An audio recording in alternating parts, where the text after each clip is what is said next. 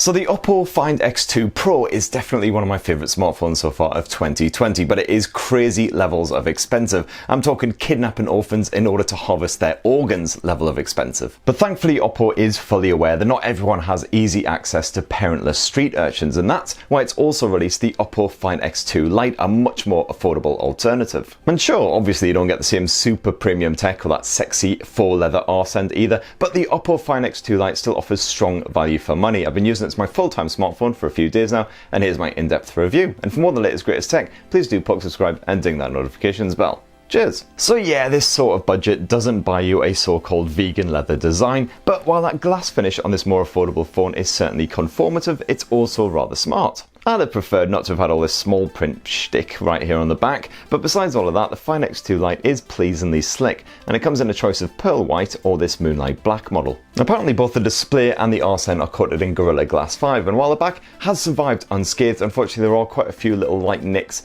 here on the screen, so I definitely recommend slapping on a protector of some description because you don't get one pre-installed. And unlike Sony's Xperia 10 Mark II, the Oppo Find X2 Lite isn't fully water resistant either, but neither is it bothered by a little bit of rain or something like that. As with all Oppo handsets, you get a tasty slice of Color OS slathered on top of Android 10, and it's the latest version of both the OS and the launcher here, so you get all the features you'd expect like a dark mode and gesture navigation, plus a tasty bit of always on display action. The privacy chops are pretty good as well, so you can hide away any apps that you need to, and you've got a dedicated kids mode as well, which is great if you're going to hand it to your offspring in order to keep them entertained / quiet for a bit. And you can freely customize the app icons and the other desktop elements too, although yes, the Color OS settings menu is still a proper state, so you'll really struggle to find some features at times unless you do a proper search for them. And all of the other standard features that you typically find on a mid-range mobile are present and correct as well, like NFC and a good bit of dual band Wi-Fi. And speaking of the connectivity as well, the mobile network connectivity is really strong thanks to the clever 10 antenna setup. And yeah, the Oppo Find X2 Lite is fully 5G-ified as well, thanks to the Snapdragon 765G chipset, which runs the show, actually has a built-in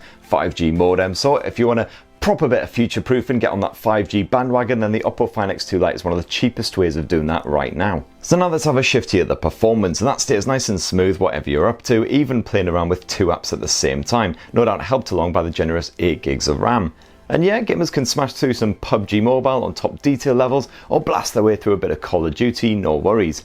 I didn't see any drops in frame rate even during a proper full-on afternoon session. And you also have that Color OS gaming mode on board, which silences any pesky notifications and serves up all kinds of other helpful tools, as well as performance boosting stuff that isn't really needed at all here. And you've got to love that 6.4-inch OLED screen as well. It's completely flat and very responsive as well to all of your taps and swipes. Are definitely very, very good indeed for gaming, and it's just as good if you want to chill with a bit of Netflix or a bit of Crunchyroll or your streaming service of choice. The full HD Plus resolution means those visuals are packed with finer detail, while the colours are pleasingly punchy too. That's with the default vivid mode kept on, so you can knock that off if you prefer things a bit more sedate. And yes, while there is a bit of notch action, it's a teeny weeny little nipple effort, and it barely pokes into the screen at all when you go full view. My only proper grumble would be the lack of 90Hz refresh rate action, which you do get on some cheaper handsets like the Realme 6 Pro. If you want it on an Oppo handset, you'll have to upgrade to the Neo, unfortunately. Sadly, the bottom firing mono speaker isn't much cop at all, but you do at least have a dedicated headphone jack for getting connected and a good bit of Bluetooth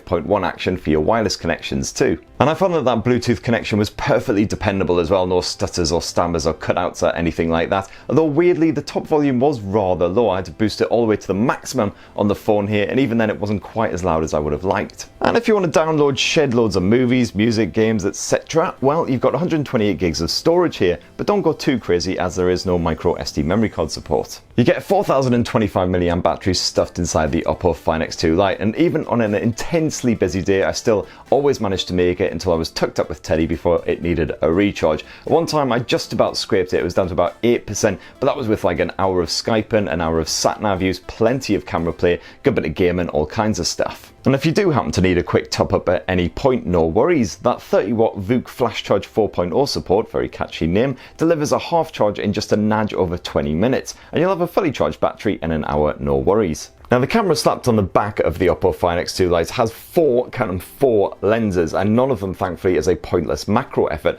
although two of them are basically just used for some of the filter effects. That 48 megapixel primary lens grabs photos using Sony's popular IMX586 sensor, and on the whole it does a decent job.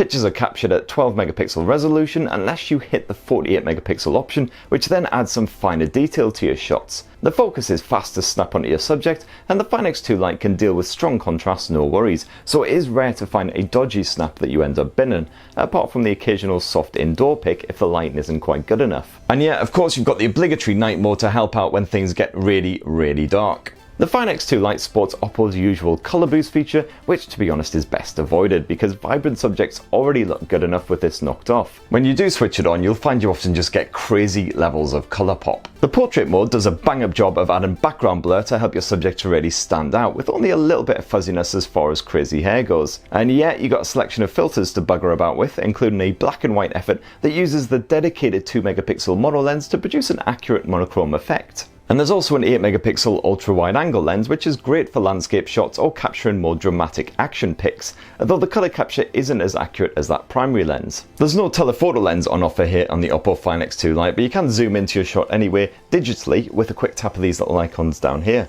At the 2x level, you'll still get pretty sharp results, but the 5x maximum zoom is definitely best avoided. Even on this phone's display, these already start to look quite fuzzy. As for your video results, well, they're perfectly respectable too, with natural looking results again. 4K footage looks crisp when watched backed on a telescreen, while audio is clearly picked up from all directions. Image stabilization is also pretty decent, even at that Ultra HD level, and there is an ultra steady mode if you want to get some really active shots. Last up, the 32 megapixel selfie camera around front is absolutely fine for most situations, although I did look kinda soft in some of my pics even with that beauty mode switched off. And the Find X2 Lite also struggled with bright backgrounds at times, especially when I was using the portrait mode, but overall not bad.